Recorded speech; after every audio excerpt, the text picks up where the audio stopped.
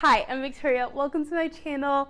We have a surprise guest, Happy. I'm going to talk about being ready to date and how to know when you are ready. Not really like, this is what you should do, but more so, this is my experience, and give you examples of what I've learned, and then you could take that with a grain of salt and apply it to your life, tweak what needs to be tweaked, because we're all different humans and there's no one size fits all. I found it helpful hearing other people's experiences, so I'm just gonna share mine. Let's go back to 2020. Basically, in 2020, I started to feel like, I don't know, those feelings, when you're like, I'm ready to date, or I could not, but no, I rather date, but you tell yourself or I could not, it's fine. I feel like I wasn't being forward per se with guys, but I definitely was doing those mental checks where you meet a guy and you're like, hi, but then secretly you're doing this checklist of can they potentially be a person that I can be with, so I was kind of categorizing men. Potential, maybe, no, definitely a friend, and I know that's the only person that does this, so I was in that stage of what's going on? And I did end up getting into a relationship that was super not what I was expecting, just how it worked out. Story on that later. But that relationship soon ended because while I thought I was ready and I was, categorizing the different men's and I was on the lookout and ready, I was prepared for anything, or so I thought. When I was trying to determine whether I was ready for a relationship or not, I was looking at how much free time do I have? How much money do I have? Enough money to go out on a date. And then make sure that I had good girlfriends that I can lean on. So those are my checklists, and very small, very little. And needless to say, I was still pretty anxious. And the moment that things got tricky and those conditions changed where I no longer had enough free time, I started I did not have enough free time anymore. And I started spazzing out completely of oh my gosh, that just means I cannot be the woman that I want to be. I can't have a family and a career. Surely there has to be a different way. And I say this so metadramatically, but seriously, this is what was going on in my head of how am I gonna do research and have a family? They're both very demanding and I have to choose. And then, oh wait, ministry and singing, how? Literally. I really freaked out and I was like, hey, I think we need a break, multiple times. And he was so patient, but eventually, when your partner is telling you enough, hey, I think we need a break. Hey, I think at some point you're gonna be yeah, I think we do. After that happened, I was just post breakup is when I started really reflecting on, okay, where am I at? After you get over but why isn't she coming back? Is this gonna happen again? After I got over those emotions and really started focusing on okay, well, what did I do wrong and how could I better prepare myself for a next relationship? That's when I truly became ready to be in a relationship. I think I formally made a list, if I'm being honest, of qualities that I didn't necessarily like about myself or that I thought could be improved. But then I also went to my closest friends and I asked them hey, what are the positive things that you the positive qualities that you've experienced in our friendship, and then what are the maybe less desirable characteristics that you've experienced in our friendship. That was really eye-opening, both on the positive and the negative end. I took those things, saw what the commonalities were. I trusted what they had to say, and I also understood what they're ooh, if I was honest about myself, yeah, I can see that. I took those things and I really started to focus on them and okay, well, whether or not I'm going to be in a relationship with somebody now or later, or maybe even never ever, I'm still going to have to relate with people. So I'm gonna be in maybe not a romantic relationship, but I'm gonna be in relationship with people in life, because that's how it works. I started to just really pray. I started to read the Bible a lot. I started to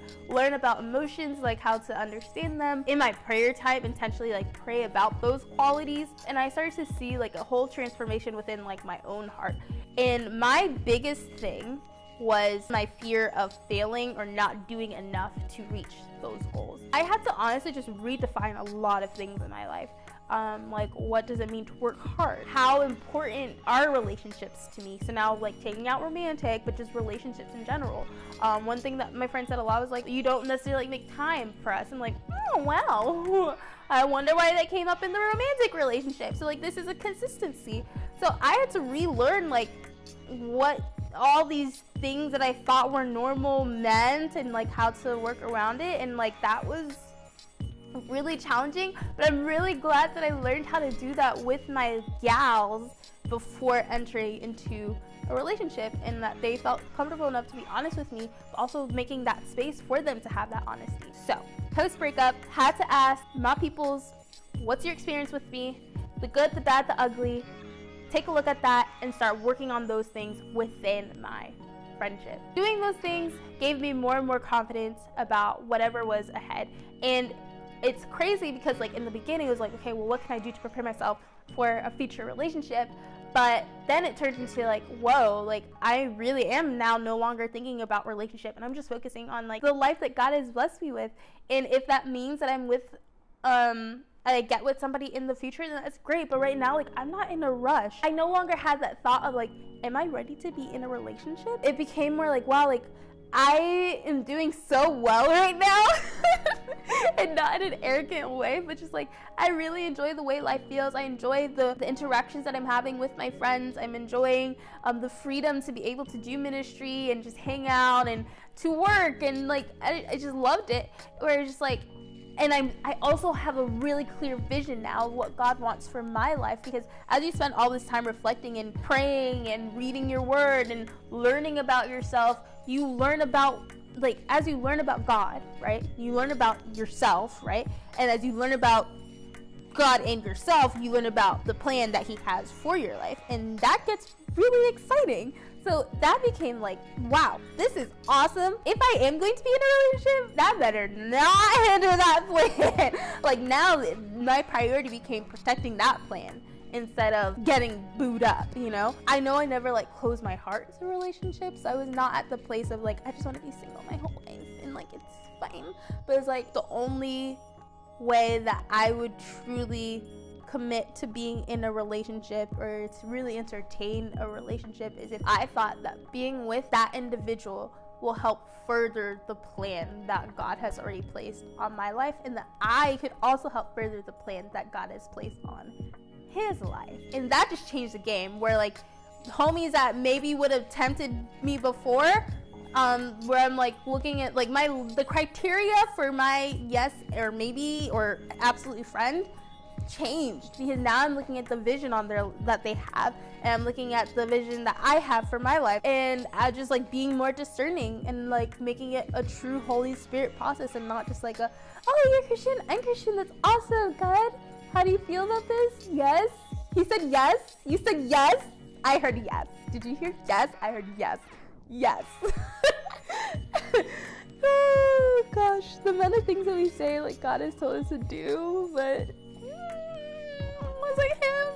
Was it his timing? I don't know. But truly like waiting for that yes. And that, okay, this is the time, was really effective. So when Chris did approach me, because that was my experience, I really took a lot of time, like 3 months, a lot of time, to ask God, like, is this really what you want? Because it wasn't worth it anymore.